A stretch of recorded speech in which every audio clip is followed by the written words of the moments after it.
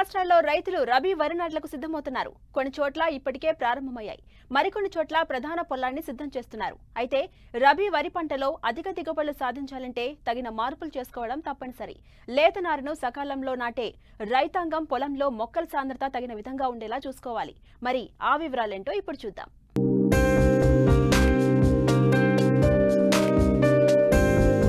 ఈ ఏడాది అధిక వర్షపాతం నమోదైంది.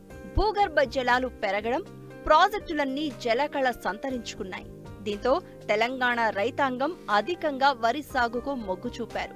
ఆయా ప్రాంతాలకు అనువైన రకాలను ఎంచుకుని నారుమడులు పోసుకున్నారు. ఇప్పటికే వరి నాట్లు ప్రారంభమయ్యాయి. కొన్ని చోట్ల నాట్లు వేసేందుకు సిద్ధమవుతున్నారు. అయితే నాట్లు వేసే ముందు ప్రధాన పొలాన్ని 2 వారాల ముందు నుంచే సిద్ధం చేసుకోవాలి.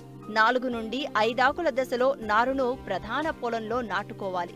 కొద్దిగా చౌడున్న పొలాల్లో లేత నారు వెయ్యొద్దు. మట్ట ముదిరాక నాటుకోవాలి. అయితే భూసారాన్ని, కాలాన్ని బట్టి కుదుళ్ల సంఖ్య మారుతుంది. రబీ వరిలో అధిక దిగుబడులను పొందాలంటే వరి నాటే సమయంలోనే ఎలాంటి యాజమాన్య పద్ధతులను పాటించాలో తెలియచేస్తున్నారు మంచిర్యాల జిల్లా బెల్లంపల్లి కృషి విజ్ఞాన కేంద్రం శాస్త్రవేత్త తిరుపతి. ముఖ్యంగా యాసంగి పంటల్లో వరి వేసుకోవడానికి సన్నద్ధం కావాలంటే ముఖ్యంగా వరి నాటు సమయంలో తీసుకోవాల్సిన జాగ్రత్తలు కొన్ని పాటించినట్లయితే మనము మంచి దిగుబడులను సాధించుకోవచ్చు. సాధారణంగా మనము ఈ యాసంగిలో మధ్యకాలిక మరియు స్వల్పకాలిక రకాలను ఎంచుకోవాలి.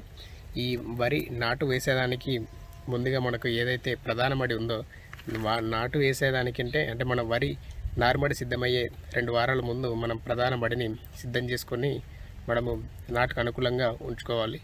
ముఖ్యంగా భాస్వరం ఎరువులను ఏదైతే ఉందో దానిని మనం ఆఖరి దుక్కిలో కొద్ది మొత్తంలో పొటాషియం కూడా ఆఖరి దుక్కిలో బరువైన నేలలో కనుక ఆఖరి దుక్కిలో ఒకటేసారి వేసుకోవాలి.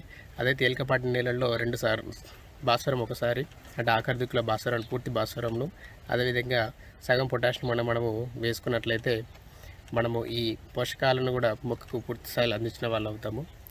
ముఖ్యంగా జింకు అనేది ప్రధాన రూపంగా మనకు కనిపిస్తుంది. ఏవైతే నేలలలో జింకు ధాతు లోప లక్షణాలు ఉంటాయో గత సంవత్సరం వరి పొలాలలో కనుక జింకు లోప లక్షణాలు కనిపించినట్లయితే అటువంటి పొలాలలో మనం తప్పనిసరిగా ఈ యాసంగిలో జింకును అనేది వేసుకోవాల్సి వస్తుంది. దానికి అనుగుణంగా మనము 20 కేజీల జింక్ సల్ఫేట్ను కనుక మనము ఆఖరి దుక్కులో వేసుకున్నట్లయితే మనము తద్వారా తదుపరి దశలో వచ్చే జింకు లోప లక్షణాలను కూడా పూర్తి స్థాయిలో అరికట్టవచ్చు. ముఖ్యంగా ఆఖరి దుక్కులో మనం జింకును వేసుకునేటప్పుడు డిఏపి అంటే భాస్వరం ఎరువును జింకును కలపకుండా 2 వేరువేరుగా 2 నుంచి 3 రోజుల వ్యవధి ఉండేలా తీసుకున్నట్లయితే మనకు దాని ప్రభావం అనేది మొక్కలపై ఉండదు. ఎందుకంటే తప్పనిసరిగా భాస్వరం మరియు జింకును అనేది కొంత గ్యాప్ అంటే 2 నుంచి 3 రోజుల వ్యవధిలో మనము వేరువేరుగా వేసుకోవాలి. ఒకవేళ వరి నాటిన తర్వాత కనుక మనకు ఈ జింకు లోప లక్షణాలు కనబడితే 2 గ్రాముల జింక్ సల్ఫేట్ను మనము పైపాటుగా పిచికారి చేసుకున్నట్లయితే ఈ జింకు లోప లక్షణాన్ని నివారించవచ్చును. జింకు లోప లక్షణం కనుక ఎక్కువ కనబడితే మనకు ఈ ఇటుక రంగు ముదిరాకులు అనేది మనకు ఇటుక రంగు లోపల రాలిపోయి మొక్కలు అనేది గిడసబారిపోయి పెరుగుదల అనేది లోపిస్తుంది. సో కావున జింకు విషయంలో చాలా జాగ్రత్తగా వహించాల్సి వస్తుంది. ముఖ్యంగా మనము ఈ మొక్కల సాంద్రత యాసంగిలో నారుమడి వేసుకున్న తర్వాత మనము నాటు వేసేటప్పుడు మొక్కలను ఎక్కువ మొత్తంలో ఉంచుకోవాలి. మధ్యకాలిక రకాలను అయితే మనము ఒక చదరపు మీటర్కు 44 మొక్కలు, అదేవిధంగా స్వల్పకాలిక రకాలైతే చదరపు మీటర్కు 66 మొక్కలను కనుక ఉంచుకొని మనము నాటు వేసుకోవాల్సి వస్తుంది. చాలా దగ్గర కనుక మనం నాటుకు వేసుకున్నట్లయితే మనకు ఎక్కువ దిగుబడులు యాసంగిలో వచ్చే అవకాశం అనేది ఉంటుంది. అదేవిధంగా నాటిన వెంటనే మనకు ఈ వరి నారు అనేది నాటిన వెంటనే మనము ఏదైతే మనకు కలుపు మందులు ముఖ్యంగా ప్రెట్లాక్లోర్ కానీ అంటే బ్రుటాక్లోర్ కానీ ఇటువంటి కలుపు మందులను కనుక మనము పిచికారీ చేసుకున్నట్లయితే మనకు ముందస్తు కలుపు వచ్చే కలుపును కూడా పూర్తి స్థాయిలో నివారించుకోవచ్చును. ముఖ్యంగా యాసంగిలో మనకు ఈ అగ్గి తెగులు అనేది అదేవిధంగా కాండం తొలచు పురుగు అనేది కొంచెం ఎక్కువగా వచ్చే అవకాశం ఉంటుంది. కాబట్టి మనము వరి నాటు వేసేటప్పుడు ఈ కాండం తొలచు పురుగు నివారణకు వరి నారు యొక్క ఆకు కొనలను తుంచి వేసుకున్నట్లయితే మనం ఈ కాండం తొలచు పురుగు నివారణ తగ్గించుకోవచ్చును.